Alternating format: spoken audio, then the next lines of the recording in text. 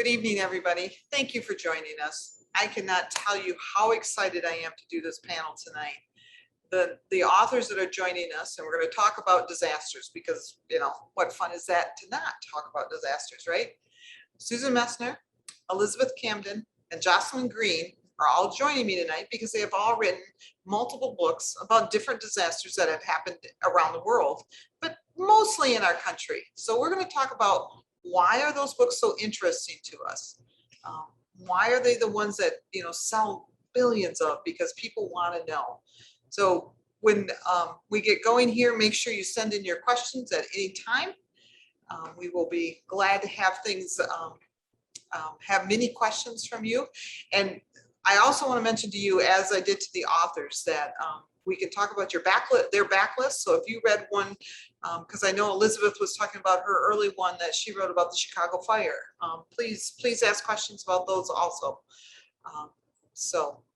And I am sure that Jocelyn and Susan and Elizabeth will be joining us shortly as they come back on. Oh, I can see them coming now. There's Jocelyn. Hi, Susan. Hi. And Elizabeth. Yay! So I was just telling them we're going to talk about your backlist. We're going to talk about your new books, whatever covers here is good. So sounds great. So we're going to start with, and I'm just going to every once in a while I ask a question. I'll just pick on one of you to get started. If you feel like I'm picking on somebody a lot, then just jump in anytime.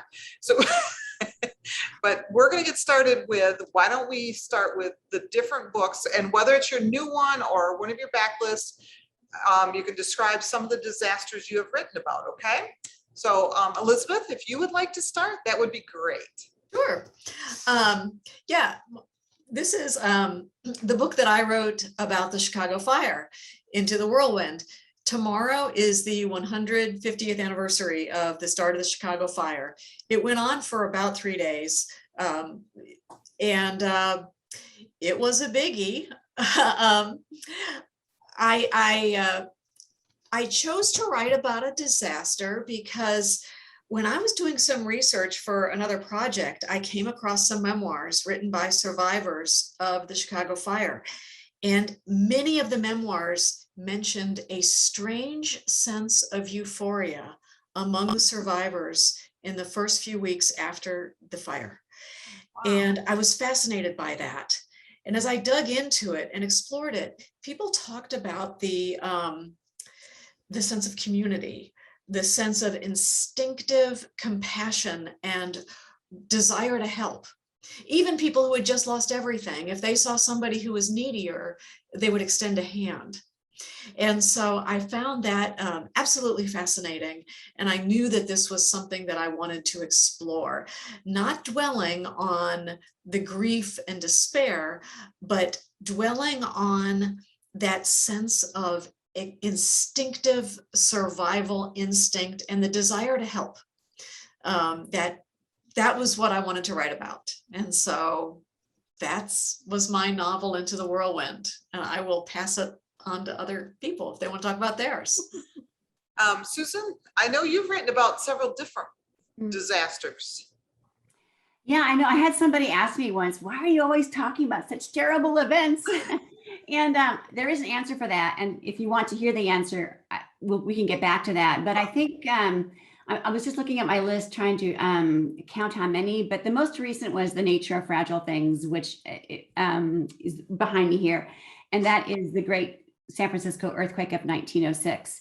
But I've also written about the Spanish flu pandemic of 1918, and 9/11 and the Triangle Shirtwaist Fire were dovetailed together because they have a lot of similarities. Unfortunately, those are two urban disasters in Lower Manhattan.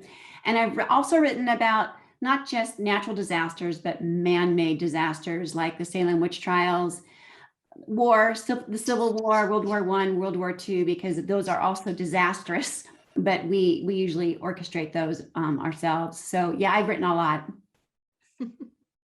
And Jocelyn, I'm not forgetting you, but do you have a period of time, Susan, that you, and you hate to say this about a disaster, but were more interested in than maybe some of the others, or is it kind of the same for all of them? You mean like, did I Was choose one of them that? more fascinating to you? Oh gosh. I think as far as fascinating, they all take me to the mat in different ways because there's so much human suffering when you write about a disaster. It's just really hard to get away from that. And that part, I'm an Enneagram too, and we feel things really deeply. And so that part was probably the hardest. It's fascinating probably is more of the peripheral things that fascinate me. But what I remember most about writing those books is how they take an emotional toll on me, actually. Sure. Mhm. Sure. And then Jocelyn, you've got a couple too. So which ones have you written about? I do. So, like Elizabeth, I wrote one about the Great Chicago Fire. This one's called Veiled in Smoke. It's the first book in the Windy City saga. And I was just chatting with Elizabeth before this event and sharing how I started to get an idea many years ago to write about the fire. And then I discovered Elizabeth's book, Into the Whirlwind, and I read it and she did such a fantastic job. I was like, oh, good. So I don't have to write that one. But the idea didn't leave me. So I did it, different angle. But then, so you have Shadows of the White City there. That's the book that came out most recently, but that's about the World's Fair of 1893. No disasters in that one. But the book that's coming out in February is called Drawn by the Current. I don't know if you can see this. Yep. Beautiful This cover. Thank you. I didn't design it, but thank you. It's about the Eastland disaster, which not a whole lot of people have heard about. It happened in Chicago in 1915. It's a steamship that was full of 2,500 passengers. They were workers from Western Electric, mostly immigrant families, getting ready to go on their annual picnic across the southern tip of Lake Michigan. The ship was still tied to the dock in a river that was only 20 feet deep, and it tipped over. It tipped over in the matter of 2 minutes, and 844 people died, which is shocking. Yeah. I mean, why don't we know about this? But I think a couple of reasons. The Lusitania had just been torpedoed 6 weeks prior, which was a very big deal in the news. Sure. And Titanic had happened in 1912, and that also got all the press that it deserved, of course. The interesting thing about the Eastland disaster was that they couldn't get the ballast tanks balanced, but one of the problems was they had adapted to the new maritime laws that had been put into place after the Titanic sinking. And one of them was the number of lifeboats, and they also poured several tons of concrete over a rotten wooden decking. And so they just kept making it more and more top heavy. So that's very ironic. But it's just this huge event that happened that I feel like of my 3 Chicago books, this one will be the most surprising because most people have heard about the Great Chicago Fire. They might, have some misconceptions about it, but they've heard of it. They know about it. But I think they're going to be surprised by what they learn in Drawn by the Current. Yeah. And that is interesting. I have to admit, until I heard about your book, I had no idea that had happened. So Sure. That is fascinating to me. So, well, let me start with Susan. I'm just going to and you guys are in a circle for me. So I'm just going to keep working around the circle in an order. So what is the one thing that struck you the most about the research you did? And I'm going to let you pick whichever book you want. Gosh, let me think. Well, I guess I should stick with the current one, The Nature of Fragile Things. It's a California story, and I had told very few California stories, actually. All of my other books were set in other places, and I finally realized, oh my goodness, I live right here. It's my home state. I really should see what stories in the past are waiting for me right here. And the earthquake of 1906 came right to the forefront. But what I didn't know before I started researching it really wasn't the earthquake that brought San Francisco down. It was the fire. The earthquake broke open these gas lines into all of downtown San Francisco and broke open all the water mains. And so when all these little fires popped up everywhere after the world stopped shaking, they couldn't put out any of these fires, and they merged and grew and became just a wall of flame. So that surprised me, that I didn't know that it wasn't really the quake that that took San Francisco down. It was the fires that could not be stopped. And I think it surprised me. If you go to San Francisco now, and I don't know if you've been, but it's a fascinating city. It's hard to imagine that it went through that kind of cataclysmic change, because there's very few remnants of that. Very, very few. The streets are kind of laid out the same, so that hasn't changed, but they rebuilt it, and they rebuilt it where it fell. That surprised me. I have pictures of the Reconstruction period where you have like this demolished building, crumbled and burned out. And there's a little sign that says, "I'm not open today, but come back in a year, I'll be here." And the beautiful Palace Hotel, which it was a beautiful hotel, it burned to the ground. They rebuilt it. You can go to the new one. It's beautiful. And I thought it was the original. It was built in 1908.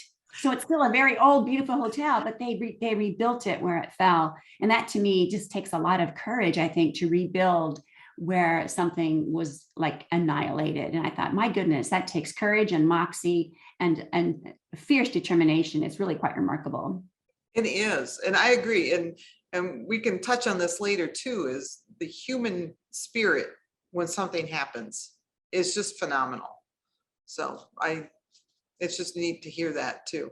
So what was the one thing that struck you, Jocelyn, in either one or both of the books? Sure. Well, I think for Veiled in Smoke, writing about the Great Fire, the thing that struck me was actually that there was a much worse fire that was going on in Peshtigo, Wisconsin at the same time that actually killed 1,200 people or something like that. It was far more intense. And I had considered writing a book about that because not as many people know about that one as they do about the Chicago fire. But when you choose to write a book, you have to dwell there for about a year, and you have to talk about it for the rest of your life, which I'm happy to do. Yay. But it was so sad. Like all of those people and the stories that I read from that fire were so sad that I was like, I can't be there. I can't dwell there for the length of this story. That's not even what I was going to say. I wrote things down. It's not on here. The thing that really surprised me was that more people died in the rebuilding of Chicago than during fire. And I'm not going to say everything, Elizabeth. I'm going to let you say some things too. But when they were rebuilding the buildings, a lot of them were in a rush because the fire happened, like Elizabeth said, in October. They wanted to rebuild before winter came. A couple of things in play here. The weather, they wanted to have shelter before winter, but also the town aldermen or what do you say? Like the city council type people, they were in the process of putting together a new ordinance that said you can't build with wood within this zone anymore. It has to be fireproof. But if you have already done it, that's okay. So they were all hurrying to try to build before, So what was happening was the bricks, if they weren't doing wood, if they were trying to do bricks, the bricks didn't have time to dry out because of the weather. The mortar was freezing before they could stick together. And so you'd have a lot of buildings that would just fall over in the wind. It was very windy in Chicago. In 1871, there were only 300,000 people living there. So, and the skyscrapers weren't there yet. So it's, in the middle of the prairie. And if you've been on the prairie, that wind is very intense and it was knocking buildings over. But, as we're talking about all these things that are interesting to us about the disasters, I want to echo what Susan said, that our books aren't about the disasters. They're about the people and they're about the overcoming. And so I don't want anyone to be scared away from our novels, because we're just, it's the human story and it's very inspiring.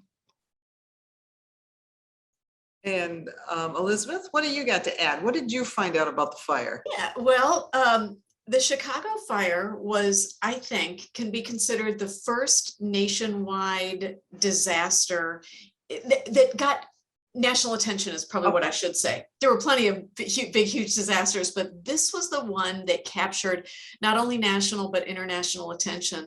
And that was because photographs and the telegraphs. So the news was spreading very fast, and very dramatic pictures came out. You can Google those pictures today, and they are very powerful. And so within 24 hours, those pictures were everywhere. And before the fire was out, fire crews from Milwaukee and Cincinnati and Detroit were arriving on scene. It was that fast. And those firefighters helped with the rebuilding and helped with remediation, I should say, the disaster. The fire, they helped a little bit put the fire out, but mostly it was damage control. Donations came in from all over the country. Queen Elizabeth sent 1,000 books to, I'm sorry, Queen Victoria sent 1,000 books to start the Chicago Library again. But I think the thing that affects us to this day and affected the San Francisco earthquake was the change in insurance laws. So many businesses went bankrupt in Chicago because the way you got insurance back then was you went to your brother-in-law or you went to the corner insurance agency and you bought a policy.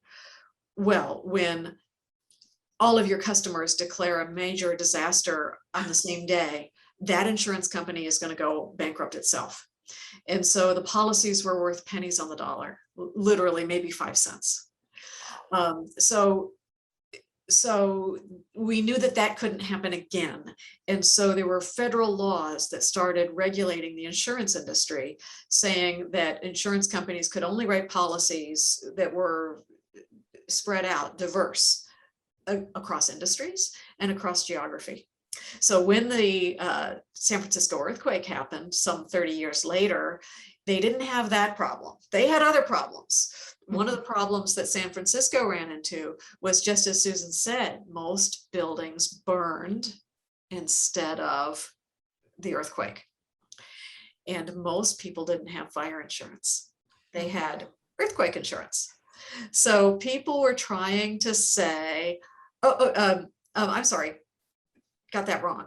They had fire insurance, but not earthquake insurance. So you had people who were literally burning their houses down. They had a damaged house that was uninhabitable because of the earthquake. And so they'd set it on fire and file an insurance claim. Desperate people do desperate things. We see the best and the worst of people in a disaster.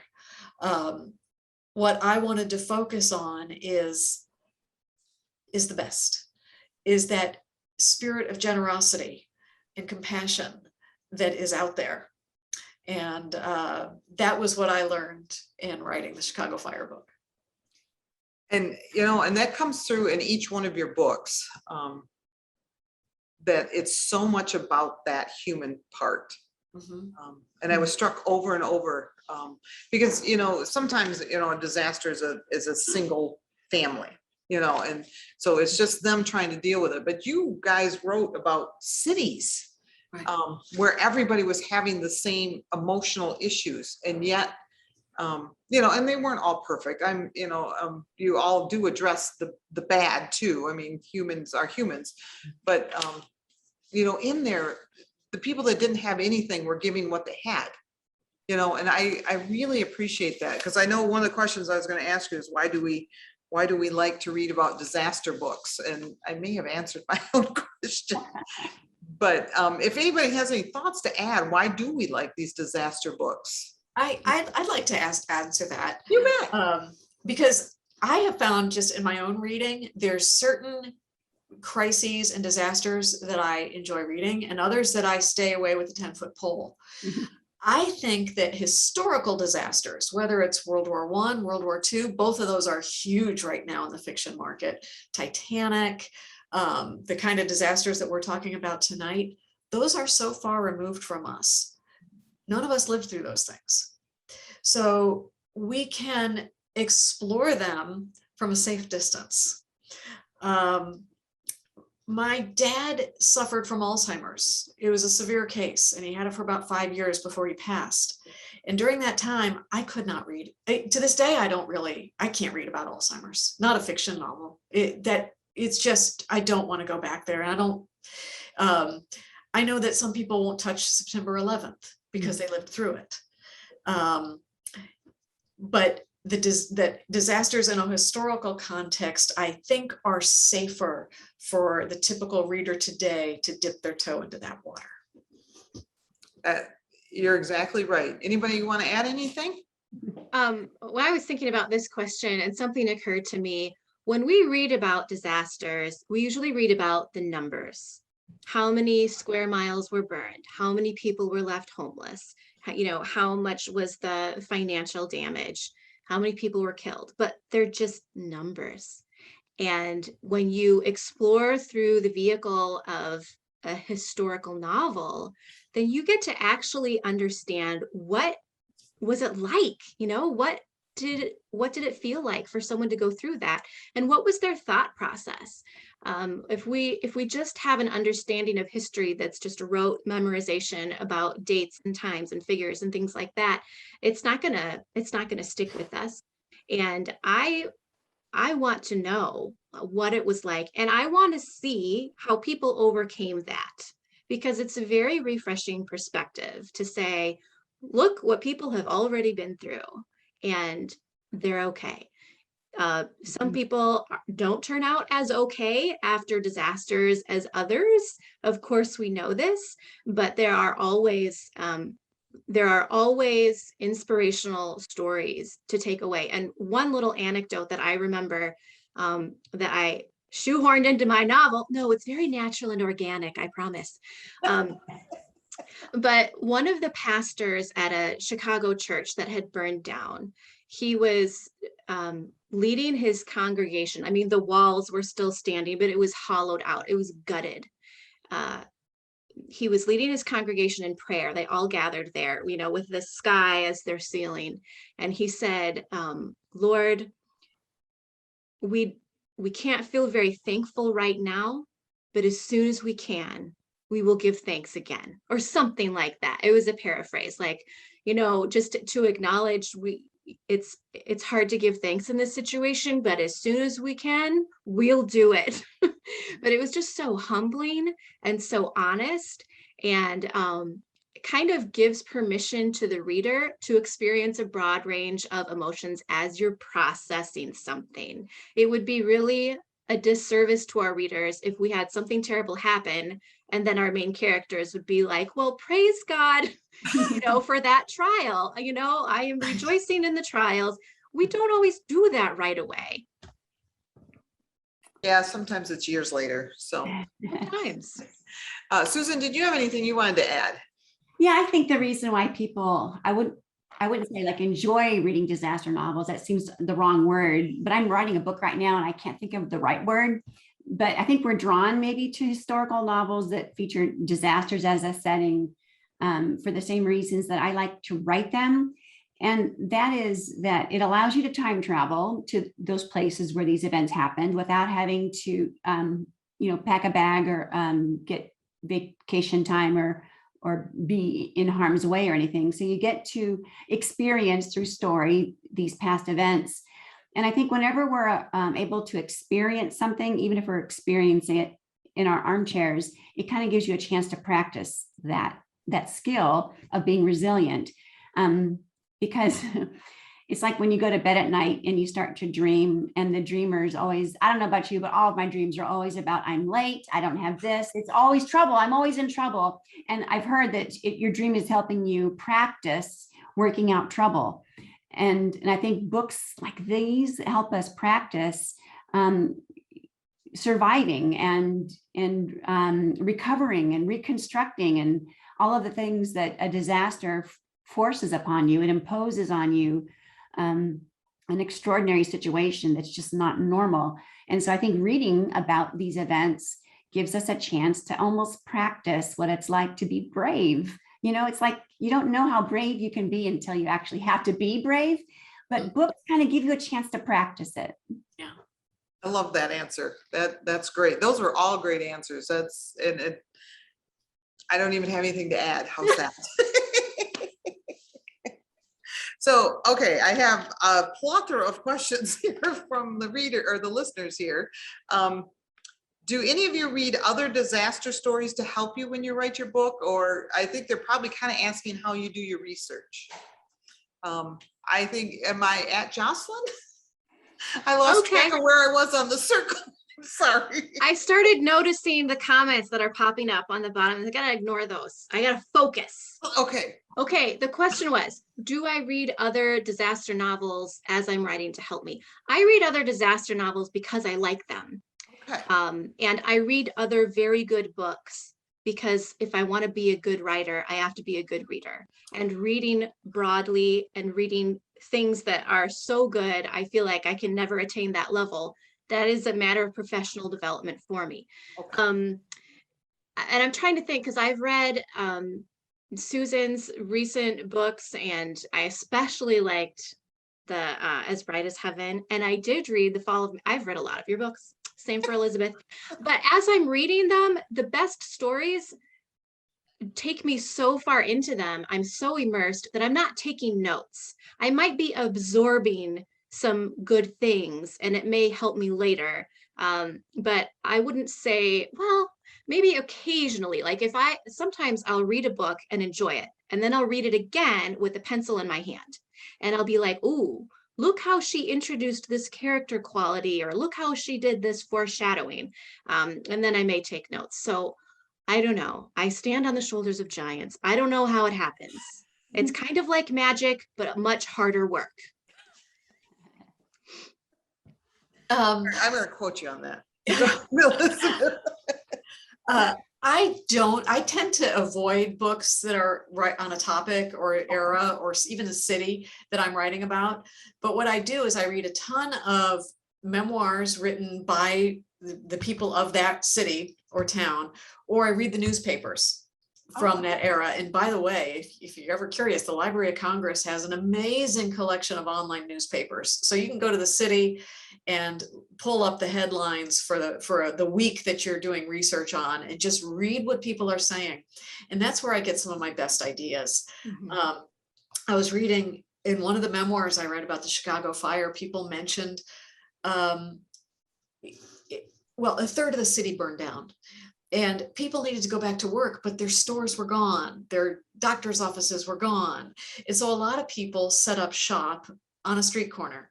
And I read about this one dentist who the only thing he saved was his dental equipment. And he put out a sign outside of a burned out church saying, free dentistry, pay what you can pay what you can afford. And I thought, okay, that has to go into the book. And so, of course, I included a dentist who saved his tools, and because he was a fascinating character. Just reading that little reference in somebody's memoir to that unknown dentist, who knows who he was.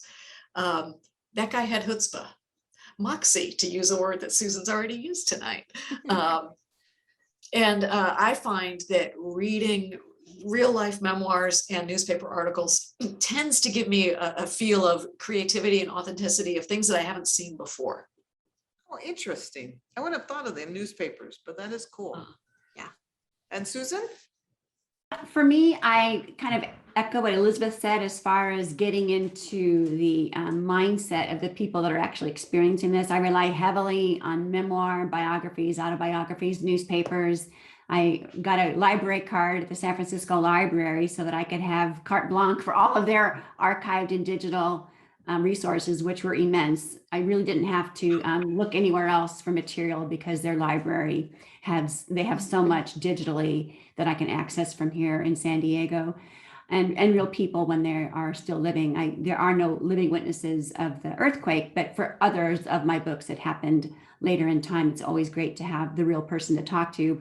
But what I read for like getting into the voice of the book, the feel I want the book to have is I will be reading a really good book at the time, but usually it's one that has really not a whole lot to do with the book that I'm writing.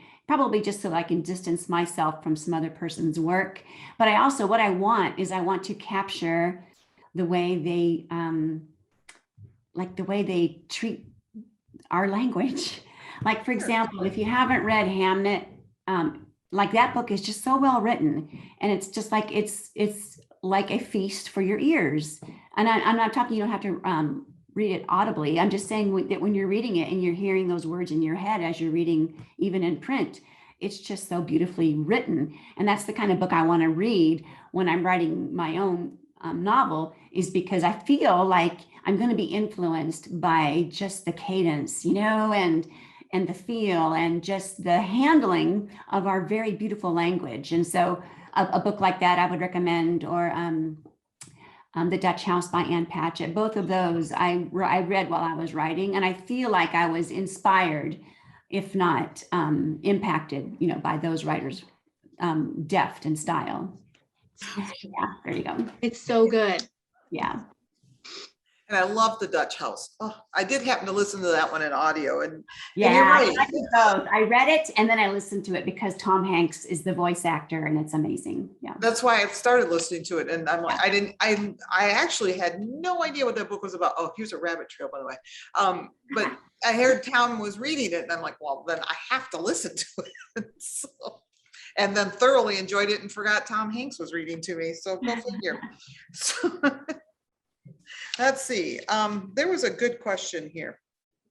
Somebody wants to, oh, here it is. How do you keep from getting like depressed, I think is a good word for it, or drawn into that disaster with all the emotions that are involved in that? How do you keep that from affecting your personality, I should say? And I think that's a great question while you're doing the research and then of course writing. So I think, Elizabeth, you get to go first. Okay, sure. Like I said earlier, there's topics I will avoid. If it's a dangerous subject for me, I'm not going to do it. Okay. All my books are set usually between late 19th century and early 20th century. So I feel like those are a safe distance as far as the historical topics. But every one of my books, even those that don't deal with disasters, deal with profound psychological challenges. I mean, I think most good books do. And so I suppose it's an occupational risk to sink into it, but I've never gotten down from tackling difficult topics. If anything, it gets me stronger, because my books have happy endings. Okay, spoiler alert. My characters are going to overcome the crisis. And so I tend to focus in on resilience and optimism and hope. And I feel like I have learned to become a little bit stronger by watching how other people have conquered challenges. So I don't find these difficult topics a downer at all. Oh, good. And Susan? Yeah, I don't know why I don't either, but I don't. Just like Elizabeth, I read and research and write about really horrific moments in our history with great human suffering on every level: physical, emotional, spiritual, just great suffering. But I'm concentrating on my ending, just like you, Elizabeth. I want an ending that satisfies the reader. I want them to feel like when they close the book, they won't be feeling like, oh, I feel depressed now. I want them to close the book and say, wow, that was incredible. So much suffering. However, I'm really glad how things ended. And I don't know if I could say all of my endings are happy, but I strive to make you satisfied so that you feel satisfied with how I wrap things up. And I think since I'm focused on that helps me trudge through sometimes really, really difficult material. And, sometimes too, my research, I do first. I do that first and then I write. And so my research and my writing, they're a tiny bit distanced from each other, so that, and I don't know if that makes a difference, because as I'm writing, I'm relying on all the research I did to write. But I think because I am a little bit distanced from the research is reality. And when I'm writing my book, it's fiction. So it almost feels a little bit like they're separate from each other, even though I'm using all that research to write. I don't know if that makes any sense, but there seems to be a little bit of emotional distance there. Yeah, and actually it does make sense, because that You know, you're just doing, well, this is just those facts I need, not, Mhm. yeah. And Jocelyn? Hi, everyone. I'm Jocelyn, and I'm the weak one of the group. No, I cry. Like, I will weep for people who lived more than 100 years ago. Um, I don't think it's really affected my personality, to tell you the truth. But while researching and while writing, every once in a while, like, I can handle a lot.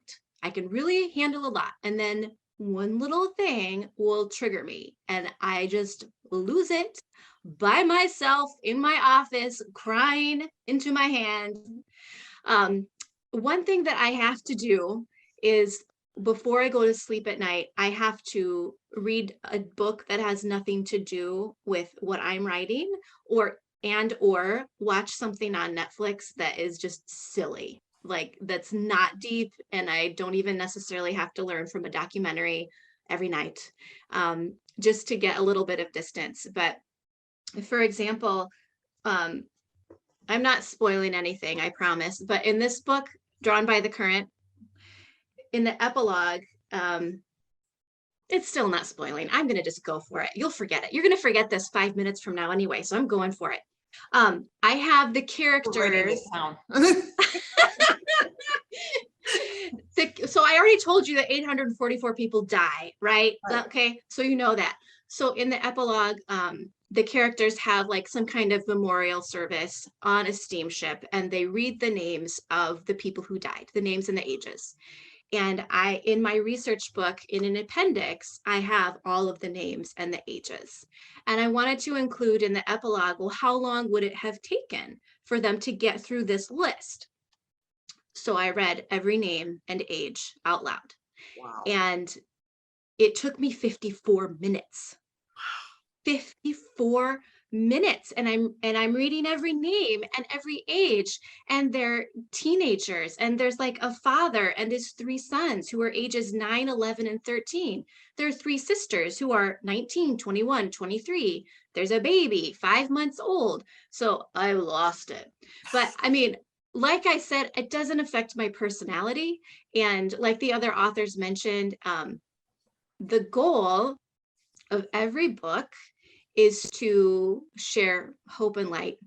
And so I don't dwell in these places. I go deep into them, but then I come out again. And it also helps that, I mean, my family, they keep me grounded. My kids are, my son will be 13 tomorrow, and my daughter is 15, and there's always stuff to do with them. And, you know, they don't really necessarily care about my research and my weeping. So I just, go and do whatever's interesting to them.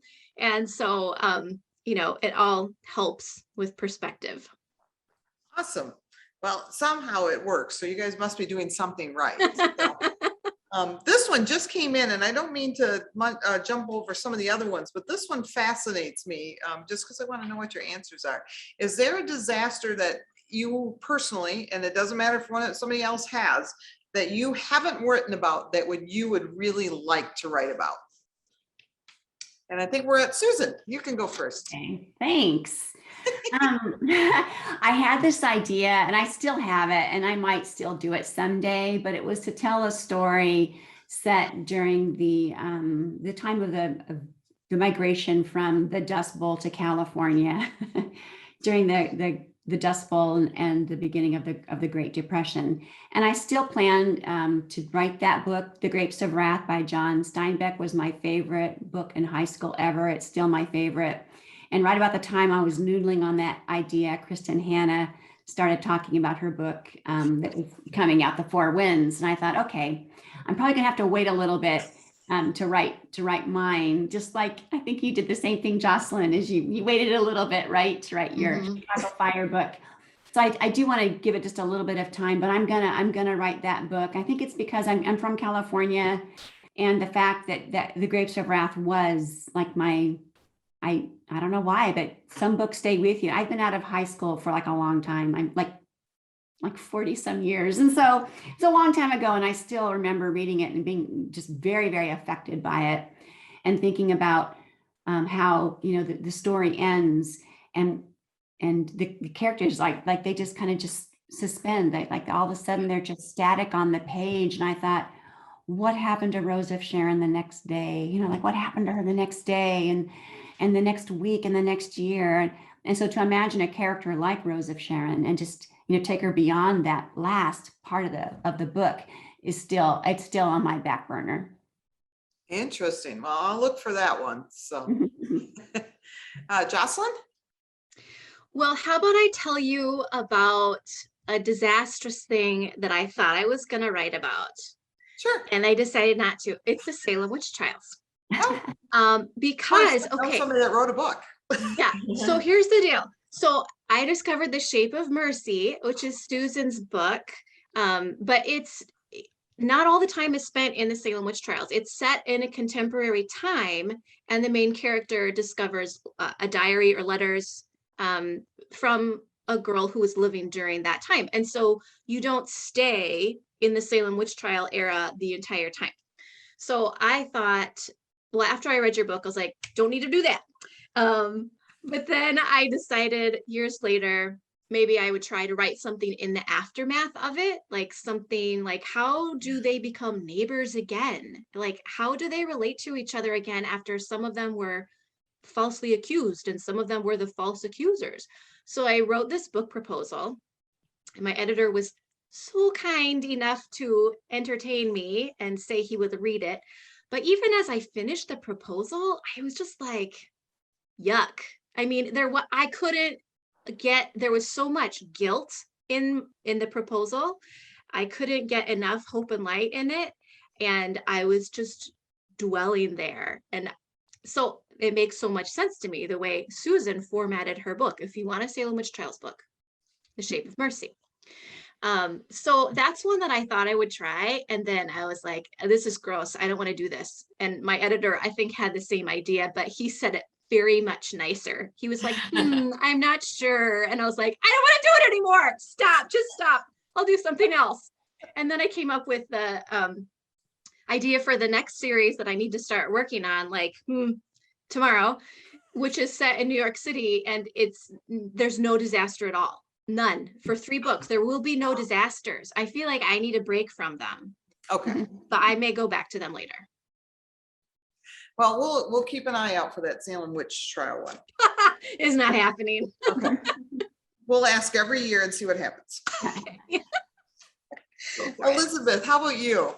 The only one that I've thought about, and I probably will do it someday, is there was a blizzard in New York City. I think it was 1888. Don't quote me, but I think that was the big blizzard year. And it took down all the early electrical wires, telephone wires. It was bad. A lot of people died. But I realized, because it was so fast, it was over and it came and went so quickly. I think that this is a short story. It's not a novel. I didn't want to do the aftermath of, I mean, my book about the Chicago fire is about the rebuilding. Right. It's about the aftermath. So they didn't see this blizzard coming in 1888, and they recovered pretty quick. And so I thought, this is a really good short story. One of these days I will do a novella or something like that, or maybe sometimes people do a little prologue, a warm-up story before you do the big novel. And I think that it's a nice bite-sized story. But the 1888 blizzard, gosh, David McCullough did a whole book on it. And I don't know how he managed to do a whole book on it, but he did. And so I think it was David McCullough. Sorry. Anyway, that's my one disaster that is still on the back burner for me. Hey, you never know. It might be a short story, or it might end up being a long story, and it starts in the blizzard or ends in the blizzard. So, and I know, and I so seldom try to answer questions that are yes and no answers, because obviously staring at each other after you say yes or no is very awkward. But this is an interesting question, because you all 3 write historical, whether it's disasters or not. And somebody was interested if you guys were all interested in history as children or even teens. I mean, some people know that's what I like. I've always liked history. Did you guys always know you wanted, maybe not to write about history, but know history? I don't know, Jocelyn? No? No. Oh, No? I always loved history. That was all, I was just all over history. I did very poorly in school, actually. In history was the only class I liked.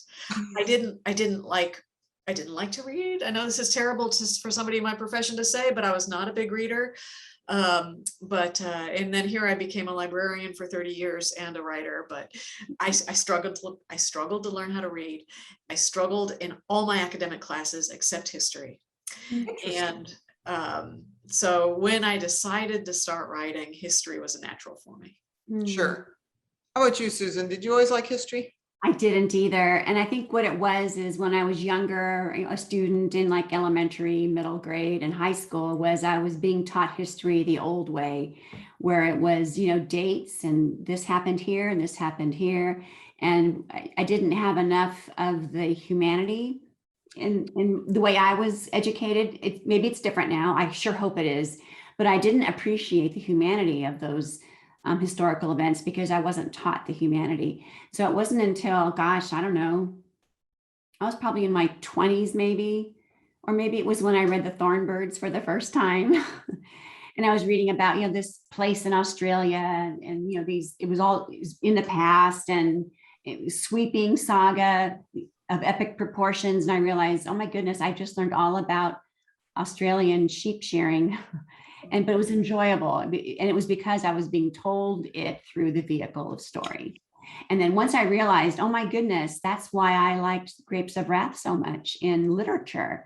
It was history, but it was being told to me through story. I didn't read the Grapes of Wrath in my history class. I read it in an American Lit class. And that's when I realized I love history, but I need to be taught it through story, and then it becomes alive to me. Definitely. So, well, let me quick catch this question. Uh-oh, there's got to be a story here, ladies. So when is Jocelyn going to write about the plagues? Oh, man. I have been thinking about that too. In fact, I used to have such a hankering to write about the Black Death, the plague. Yeah. And I remember going to an ACFW conference, American Christian Fiction Writers, and that was right after I'd finished my Civil War series, but Moody was no longer actively acquiring fiction, so I needed to find a new publisher. So I went to this workshop led by Dave Long for Bethany House, and someone in the audience asked him, are there any books or time periods that you're really not interested in? And he said, the plague. And I was like, what? It's a sign. This isn't going to work. But no, it was not a sign. I met him later, and all good things came from that conference. So I should ask, since we're talking about this, I mean, I'm not sure disaster is quite the right word for what we're living through, but disaster kind of comes to mind. I mean, it's been chaos. Are any of you thinking of writing about this time period, or are you going to let that pass for a little? I mean, I've seen it pop up in a few books here and there. So I was just wondering what you guys' thoughts were on that. And I think we can start with Elizabeth. That's a hard no from me. Not interested. I'll just leave it at that. Pass it on to somebody else. You bet. That's a legitimate answer. Susan? Yeah, I'm not going to touch it either, mainly because I think you have to have 5 decades pass before something is considered historical. And in 5 decades, I will be in heaven with Jesus. And so I'm not going to be here in 50 years. Also, too, I don't think we know what we know right now. We're not on the other side of this yet. And I feel like, history is history because you can look back at it from a perspective of far away. And so I feel like 50 years from now, when what we're going through is actual history, we will know what we learned from it. And right now we don't know. So I feel like it's the people who are writing about it now, I think, are just, extrapolating from our own common experience and just putting it on the page so that it won't be forgotten, which is fine. Louise Penny's book right now that she just released, it's really good. I'm reading it right now. The Madness of Crowds. She put it into the pages, which I think is good for posterity. But for me, I feel like we'll have a better perspective on how this pandemic changed us and shaped us and transformed us. In the future, we'll be able to know how that happened. Definitely. And Jocelyn, any other thoughts? I agree with these ladies 100%. I mean, I'm a historical writer, so I'm not going to write about something that's happening in my lifetime.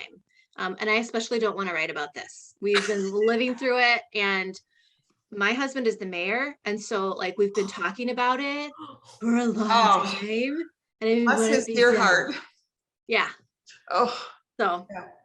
no thanks. Okay, good. Then we won't wait for those books. No. To And be who would honest want with to you, read them?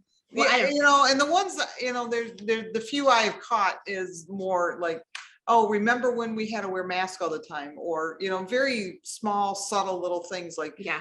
we're not going to mention 2021, 22, somewhere in there because nobody wants to write about them anyway. So we're already Yeah. writing about 2023. Trying to move on. Let's move on. So we got just a few minutes here, and I know we got your new ones here, and Jocelyn, you can mention again, but I'm curious, what's up for you next? We'll get started here. Where can we find you, either online or your website, you know, mention any of those, you know, and what you got coming up. So Susan and if you can't share, to say that is fine. I know sometimes publishers get funny about that. So just say, I'm working on another book and I can't tell you about it yet, but we really want to know. I think I can tell you. I'm working on a collaboration actually with two other authors. One of them Oh, how is, exciting. yeah, it's really cool. Christina McMorris wrote Sold on a Monday, and Ariel Lawhon wrote I Was Anastasia and Codename Helene. Oh, yeah. The three of us came up with this idea to tell a collaborative story about three military nurses in the Philippines in World War II. And I know you're tired of World War II books, people, but this is a book you haven't read about yet. In the Philippines, the US, that was a US territory. And right after the Japanese bombed Pearl Harbor, they turned their planes around and they came for Manila. And they bombed it and they occupied it. And because there were already military bases in Manila, that they had hospitals there. These hospitals were staffed by military nurses. So these were female nurses in uniform who became prisoners of war, probably the first prisoners of war who were female to wear the American service uniform. And so they became prisoners of war. And you can imagine what that was like under Japanese rules, immensely cruel, what the conditions they had to survive under. And they did amazing things with absolutely nothing. They still, they continued to nurse, even though they had nothing to nurse with. They were amazing women, and they're real people. We fictionalized three of them, and their amazing story will be called When We Had Wings. They were known as the Angels of Baton, and that comes out a year from now, October of 2022, and it's under the new imprint, HarperCollins Muse imprint, which is going to be really fun. It's a new one. Patty Callahan is kind of debuting that new imprint in just a week with Once Upon a Wardrobe. So it should be a lot of fun things coming from Muse. And people can find me at SusanLMeisner.com is my website, and on Instagram at Susan Meisner Author. Awesome. On Instagram. Awesome. I am looking forward to that one. So we'll have to do another panel. And Jocelyn, like I said, you mentioned it, but please. Yes, I did. And if you weren't paying attention, I'm not going to say it again. Do I sound like a mother? Do. A wife of a mayor who's been through a lot. Yeah. So the name of the book is Drawn by the Current. It is currently available for pre-order through Baker Bookhouse for 40% off and free shipping. It is about the little-known Eastland disaster. You can find me at jocelyngreen.com, and on the contact tab, you can find all of my social media handles. But I'm about to go into my writing cave for a season, like a little hibernating bear, and I don't expect to be all over social media for a while. I will try. And Elizabeth, you just recently, Carved in Stone came out. So Carved in Stone yeah, came out. It was the first in a trilogy. The second book is coming out in May, and it's the best. I'm probably not supposed to say that, but it's the best. I have a cover, and the cover is smoking hot. I can't share it yet. Sorry about all that stuff. Anyway, I'm at elizabethcamden.com, but I think I am most active on Facebook. I post I post interesting historical tidbits every day, Monday through Friday. I try to dig up some really curious, interesting piece of history that you don't know about. And that's the best way to keep in touch with me. Awesome. Well, you know what, my reading is completely booked for the next year, so we're ready. Anytime you're, put something out, we're all ready. So thank you for joining us tonight. Fascinating. I think we could, I got questions all over the place here that we didn't get to and we ran out of time, but please feel free to go on Facebook and comment. It goes up tomorrow morning. I'm looking at my helper.